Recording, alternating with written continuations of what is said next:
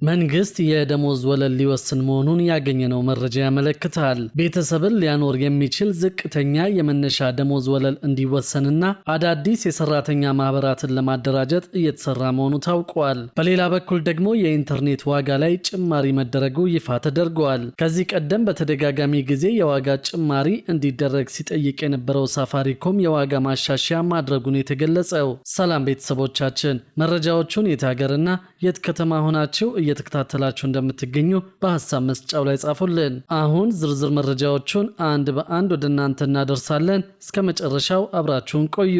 የኢንተርኔት ዋጋ ላይ ጭማሪ መደረጉ ይፋ ተደርጓል። ከዚህ ቀደም በተደጋጋሚ ጊዜ የዋጋ ጭማሪ እንዲደረግ ሲጠይቅ የነበረው ሳፋሪኮም የዋጋ ማሻሻያ ማድረጉን የተገለጸው። ጭማሪ ተደርጎበታል የተባለው የዳታ ጥቅል አገልግሎት መሆኑንም አውቀናል። ሳፋሪኮም ኢትዮጵያ ይህንን ጭማሪ ያደረገው የኢንቨስትመንትና የኦፕሬሽናል ወጪዎች ከፍ ማለታቸውን ተከትሎ እንደሆነ ሰምተናል። ኩባንያው ለጊዜው ጭማሪ ያደረገበት የዳታ ጥቅል አገልግሎት ዋጋ ምን ያህል እንደሆነ እስካሁን ይፋ አልተደረገም። ሳፋሪኮም ኢትዮጵያ የሞባይል ኢንተርኔት እያቀረበ ያለው ካወጣው ዋጋ ከእጥፍ በላይ እየቀነሰ ወይም እየከሰረ መሆኑን መናገሩ ይታወሳል። ኩባንያው ስራውን እያስፋፋ አገልግሎቱን እያቀረበ ያለውን በባለ አክሲዮኖች ድጋፍ ነው ብሎ እንደነበር የሚታወስ ነው። የኮሚኒኬሽን ባለስልጣን የሞባይል ኢንተርኔት ዋጋን ተመልክቶ አዲስ ተመን እንደሚያወጣ እንጠብቃለን፣ ያ ካልሆነ ግን የቴሌኮም ዘርፍ ባለበት ይቆማል የሚል ስጋት እንዳለው ኩባንያው ከወራት በፊት መናገሩ ይታወሳል። ሳፋሪኮም ኢትዮጵያ በሀገር ቤት የቴሌኮም ገበያ ለውድድር ክፍት መሆኑን ተከትሎ አገልግሎት መስጠት ከጀመረ 3 ዓመታትን አስቆጥረዋል። ሳፋሪኮም ኢትዮጵያ በኬንያው ሳፋሪኮም ለሚመራ ግሎባል ፓርትነርሺፕ ፎር ኢትዮጵያ የተሰኘ ጥምረት አካል ነው። ጥምረቱ የኬንያው ሳፋሪኮም፣ የዩናይትድ ኪንግደም ቮዳፎን እና ቢአይአይ ግሩፕ፣ የዓለም ባንኩ አይኤፍሲ፣ የደቡብ አፍሪካው ቮዳኮም እና የጃፓኑ ሱሚቶሞን ያቀፈ መሆኑ ታውቋል። ጥምረቱም ከኢትዮጵያ መንግስት ጋር በደረሰው ስምምነት መሰረት ጨረታ ያሸነፈበትን $850 ሚሊዮን ለመንግስት ከፍሎ የደንበኞች የኔትወርክ ሙከራ በድሬዳዋ ከተማ የጀመረው በነሐሴ ወር 2014 ዓ.ም ነበር። ኩባንያው የደንበኞች ቁጥር 12 ሚሊዮን በላይ ደርሷል። ይህም ከፍተኛ ስኬት ነው ማለቱ ይታወሳል። ኢትዮ ቴሌኮም ጉልህ የገበያ ድርሻ እያለው አገልግሎቱን በርካሽ ዋጋ ማቅረቡ ለተወዳዳሪው ኩባንያው ውድድሩን አስቸጋሪ ስላደረገበት መንግስታዊው ኩባንያ ዋጋ እንዲጨምር መገደድ አለበት የሚል ቅሬታ በሳፋሪኮም በኩል መቅረቡን ኢትዮ ቴሌኮም መግለጹም ይታወሳል። በኢትዮጵያ ውስጥ የቴሌኮም አገልግሎት እየሰጡ ባሉት ሁለቱ ተቋማት ማለትም ሳፋሪኮም እና ኢትዮ ቴሌኮም መካከል አዲሱ ውዝግብ በቅርቡ መፈጠሩም የሚታወስ ነው። ለዚህ ውዝግብ መንስኤ የሆነው ደግሞ ሳፋሪኮም የጀመረው አዲስ አገልግሎት መሆኑ ታውቋል። ሳፋሪኮም ባለፈው ሳምንት መጀመሪያ በሰጠው መግለጫ በስሩ የሚንቀሳቀሰውና የገንዘብ ማስተላለፊያ የሆነው ኤምፔሳ የኔትወርክ አጥርን መስበሩን አስታውቆ ነበር። ሳፋሪኮም እንደገለጸውም ኤምፔሳ ለሁሉም የሚል አፕሊኬሽን ያበለጸገ ሲሆን በዚህ አፕሊኬሽን አማካኝነት በኢትዮጵያ ውስጥ የሚገኙ ደንበኞቹ የኔትወርክ አጥር ሳይገድባቸው አገልግሎቱን መጠቀም ይችላሉ። ይህም ማለት ኤምፔሳ ከዚህ ቀደም የሚሰራው በሳፋሪኮም ሲም ካርድ ብቻ ሲሆን አሁን ግን በአዲሱ አፕሊኬሽን አማካኝነት በኢትዮ ቴሌኮምም እንደሚሰራ የሚገልጽ መግለጫ ነበር የተሰጠው። ይሁንና ሳፋሪኮም በኋላ ላይ ባወጣው መግለጫ ይህ አገልግሎት በኢትዮ ቴሌኮም ሲም ካርድ እንዳይሰራ መደረጉን አስታውቋል። በመግለጫውም ኤምፔሳ ለሁሉም የተሰኘውን አገልግሎት ወደ ስራ ከማስገባቱ በፊት በኢትዮጵያ ብሔራዊ ባንክና በኢንፎርሜሽን መረብ ደህንነት አስተዳደር ኢንሳ ማረጋገጫ ማግኘቱን የጠቀሰው ሳፋሪኮም ይሁንና በአሁኑ ወቅት የአገልግሎት የኢትዮ ቴሌኮም ሲም ካርድ ባላቸው ተጠቃሚዎች እየሰራ አለመሆኑን መረዳቱን አስታውቋል። በጉዳዩ ላይ ከሚመለከታቸው መስሪያ ቤቶች ጋር በመነጋገር በቅርቡ መፍትሄ እንደሚያመጣም ቃል መግባቱ የሚታወስ ነው። ኤምፔሳ በኢትዮጵያ ውስጥ ስራ የጀመረው በ2023 ሲሆን በአሁኑ ወቅትም 3.4 ሚሊዮን ደንበኞች አሉት። በዚህ ጉዳይ ላይ ኢትዮ ቴሌኮም ይህ ዘገባ እስከተጠናከረበት ጊዜ ድረስ የሰጠው ምላሽ የለም። በሌላ በኩል ደግሞ መንግስት የደሞዝ ወለልን ሊወስን መሆኑን ያገኘነው መረጃ ያመለክታል። ቤተሰብን ሊያኖር የሚችል ዝቅተኛ የመነሻ ደሞዝ ወለል እንዲወሰንና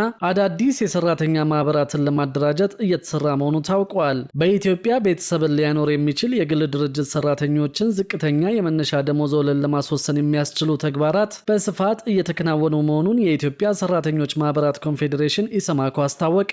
ኮንፌዴሬሽኑ በሰጠው ማብራሪያ ዝቅተኛ የደሞዝ ወለል አለመኖሩ በሰራተኛው ኑሮ ላይ እያሳደረ ያለው ጫናን ለመቅረፍ ከባለድርሻ አካላት ጋር እየመከረበት ይገኛል። የኢትዮጵያ ሰራተኞች ማህበራት ኮንፌዴሬሽን ምክትል ፕሬዝዳንት ድሪብሳ ለገሰ እንደገለጹት ከሆነ በኢትዮጵያ ለበርካታ ዓመታት የግል ሰራተኞች የመነሻ ደሞዝ ወለል ሳይወሰን ቆይተዋል። በአሁኑ ጊዜ ይህንን ችግር ለመፍታትና ቤተሰብን ሊያኖር የሚችል የመነሻ ደሞዝ ወለል የሚወስን ቦርድ ለማቋቋም ከሚመለከታቸው ባለድርሻ አካላት ጋር በቅንጅት እየተሰራ መሆኑን አስረድተዋል። የቦርዱን ማቋቋሚያ ደንብ በተመለከተ ኮንፌዴሬሽኑ አስፈላጊውን ግብዓት መስጠቱን የጠቀሱት አቶ ድሪብሳ ቦርዱ በአጭር ጊዜ ውስጥ ተቋቁሞ ወደ ተግባራዊ እንቅስቃሴ እንዲገባ ጥረት እየተደረገ መሆኑን አረጋግጠዋል።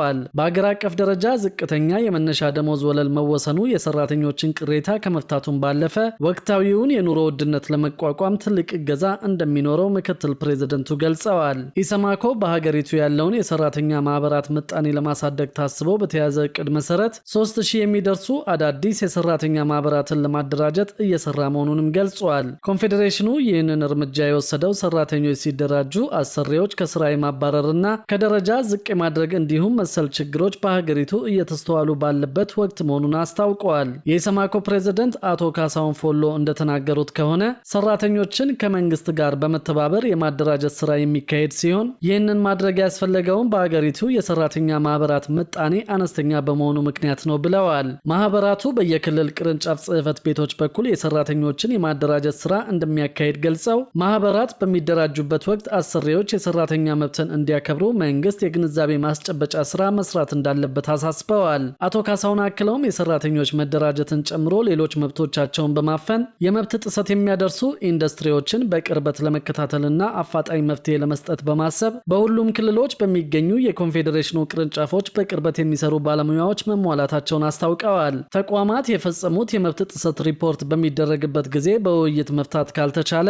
ኮንፌዴሬሽኑ ወደ መደበኛው ፍርድ ቤት እንደሚያቀርበውም ተናግረዋል። ኢሰመኮ በመላው ኢትዮጵያ የሚገኙ ሰራተኞች ጋር ደርሶ እያንዳንዱን ድርጅት መጠየቅ አይችልም ያሉት ፕሬዝደንቱ ኮንፌዴሬሽኑ ተደጋጋሚ ቅሬታ የሚቀርብባቸው ተቋማትን በመለየት የቅርብ ክትትል እንደሚያደርግ ጠቁመዋል። የኮንፌዴሬሽኑ ቅርንጫፎች በሁሉም የኢትዮጵያ ክልሎች የሚገኙ ሲሆን እንደ ኮምቦልቻ፣ ባህር ዳር፣ ጎንደር፣ አዳማ፣ ጅማና ሻሸመኔ ባሉ ትላልቅ የኢንዱስትሪ መገኛ ከተሞች የበለጠ ትኩረት እንደሚደረግ አቶ ካሳሁን ገልጸዋል። በተጨማሪም ዝቅተኛ የደሞዝ ወለል የመወሰን ስራ አሁን ላይ ለሲቪል ሰርቪስ ሰራተኞች ዝቅተኛ የደሞዝ ወለል መወሰኑን በማንሳት ለግል ሰራተኞችም የደሞዝ ወለል ለመወሰን ስራ መጀመሩን አስታውቀዋል። ማህበሩ ይህ የደሞዝ ደረጃ በፍጥነት ለግል ሰራተኞች ተግባራዊ እንዲደረግ እንደሚጥርም ተናግረዋል። ኢትዮጵያ ውስጥ አሁን ባለው የኑሮ ውድነት አንድ ሰራተኛ ለመኖር ምን ያህል መነሻ ደሞዝ እንደሚያስፈልገው ያላችሁን ሐሳብ በሐሳብ መስጫው ላይ ጻፉልን።